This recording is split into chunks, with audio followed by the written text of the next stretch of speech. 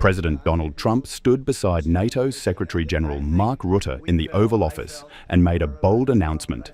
NATO allies will now purchase US-made weapons and deliver them directly to Ukraine. The goal? To keep the flow of arms steady, without requiring more direct US funding. This plan arrives at a pivotal moment. US congressional funding for Ukraine is nearly exhausted. But under this new framework, European NATO nations can step in with their wallets, and Washington still benefits by selling American-made weapons. It's a transactional model that fits Trump's long-standing America First approach, while keeping the military pipeline to Ukraine open. But this isn't just about logistics, it's about timing and tone. Until recently, Trump had taken a far softer stance toward Russia. His often warm rhetoric toward Vladimir Putin has drawn criticism for years. Yet, in the past 2 weeks, his language has shifted. Last Monday, Trump reversed a freeze on missile shipments to Ukraine.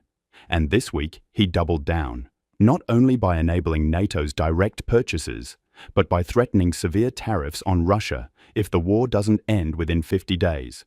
The military reality on the ground likely played a role. Ukraine has suffered its 2 largest drone and missile barrages this month, with hundreds of drones striking Kyiv alone. Ukrainian forces intercepted most of them, but the pressure is mounting. Kyiv desperately needs more air defense systems, artillery, and ammunition to sustain its defense. Trump's shift may also be driven by NATO unity, or by political strategy.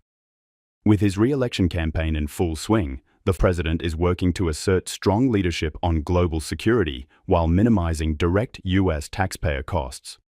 He can now claim he's arming Ukraine, standing up to Russia, and still making money for American defense contractors, all at once. But critics remain skeptical. While the US and Russia have limited direct trade, Trump's threat of very severe tariffs is more symbolic than impactful. However, his plan to impose secondary sanctions on countries doing business with Russia could hit harder, especially for nations like China or Turkey, who've maintained ties with Moscow throughout the war.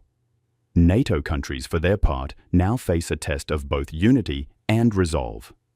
Buying weapons from the US won't be cheap, and delivering them quickly will require coordination. But with Trump's backing, they may feel more pressure to act and to spend. All of this signals one thing clearly. Trump is recalibrating.